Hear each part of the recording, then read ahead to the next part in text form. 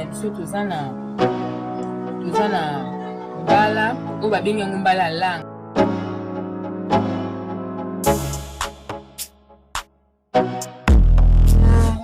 Tomate na ngambuma na litungulu nanga na ai na ndembi na mafuta na ngai bila. Fumbo na ngai eza na ba légumes oyo na rotia na kati. Naza na tomate nguma na baniki te yango. Awa sikoyo ekomi ya konika basi baniki yango na machine.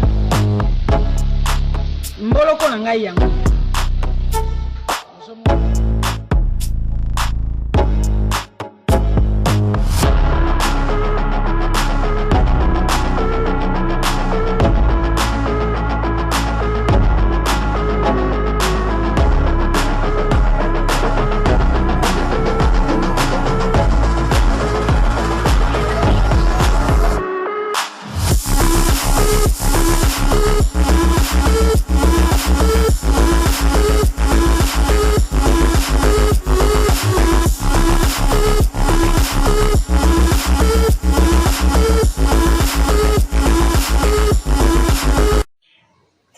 Mbote mama. Mbote papa.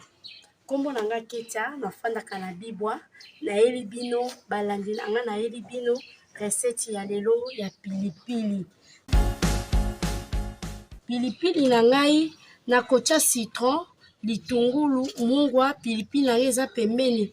Pilipili oyo balelaka na maki ya kotokisa pe bakoki kolela na biloko musu ya kotumba nini mbisi ya mai nyonso bakolela nango.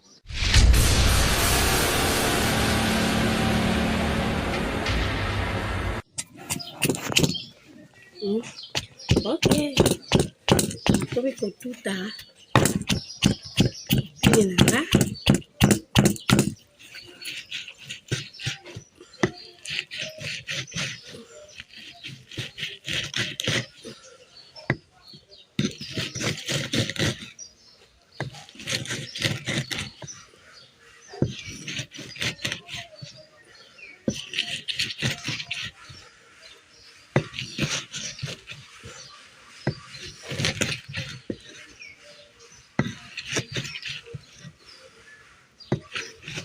Tobi kotuta pilipili na nga.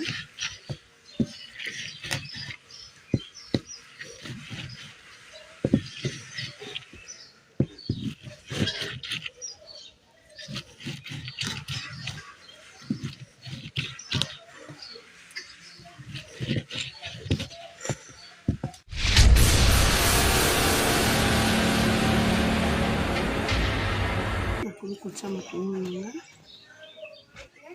Kucha matungulu na nga. Nazona ebisi na nga.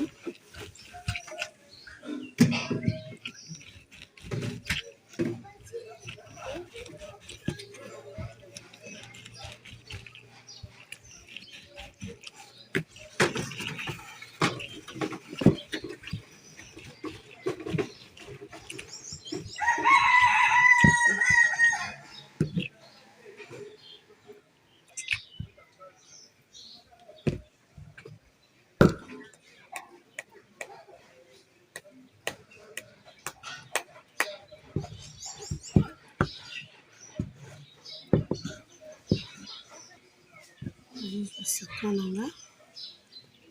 Atie.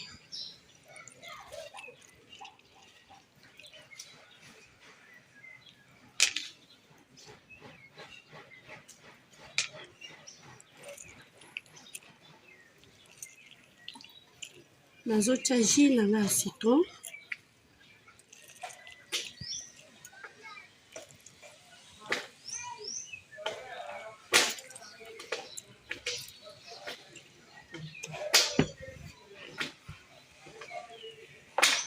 C'est matungulu ya pamba. Atie.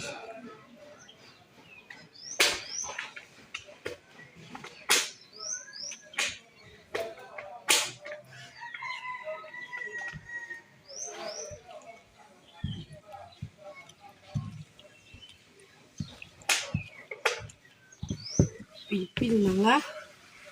Esisi kotuta pilipili na ngai. natie matungulu ya oignon, mosusu natuteli pembeni na pilipili, natie jus na ngai ya citron, nazwi lisusu matungulu ya mobesu natie na kati po esala sebele. Yango oyo ebeli.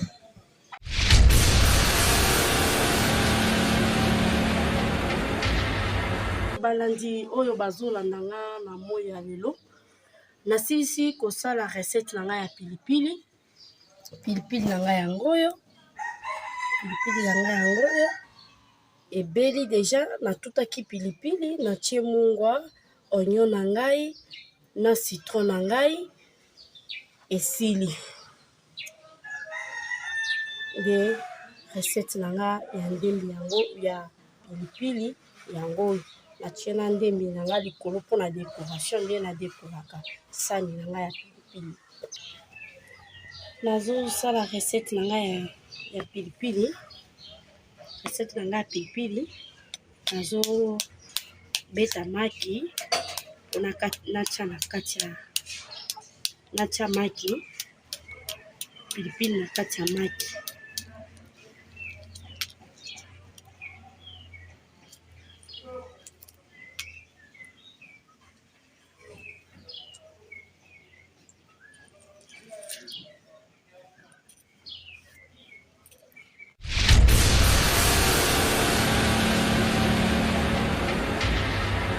Balandi oyo balandaki mpona recette na ngai ya pilipili na ngai yango oyo nazopresente. Nayebisaki bino ke pilipili baleliaka na maki na biloko nyonso, na musuni ya kotumba ya kokauka na nyonso balelaka nango, po totie citron na kati na matungulu na ndembi na pilipili na biso.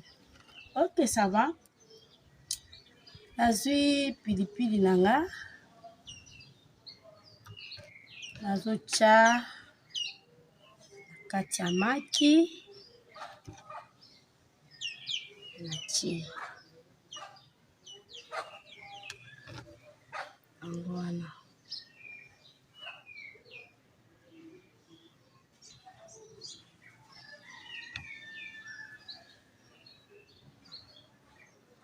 Pasoli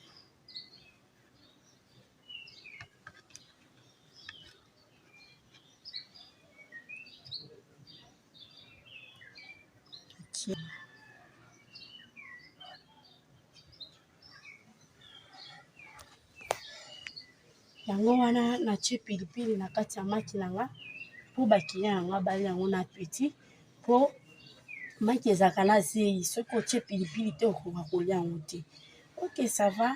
Merci beaucoup. Tomonani mbala nsima. Bye bye.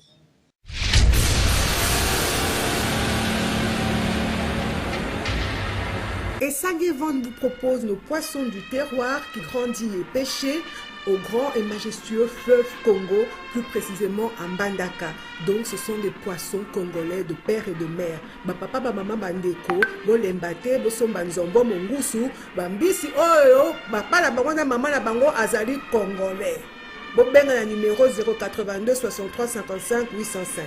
Pona ba commande, pona koyeba talo, pe pona koyeba esika nini mbisi ezali. Nous pouvons vous livrer le poisson, donc n'hésitez pas à nous contacter.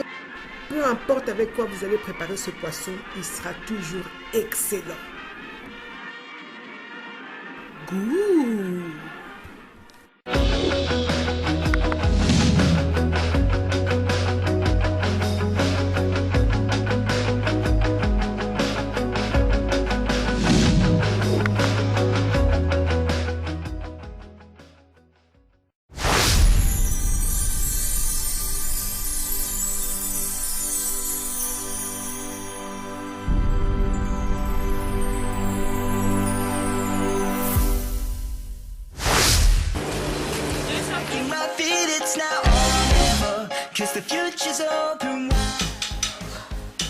Très heureux de vous retrouver très nombreux, le fidèle qui prend l'émission Mon secret de Malewa moderne.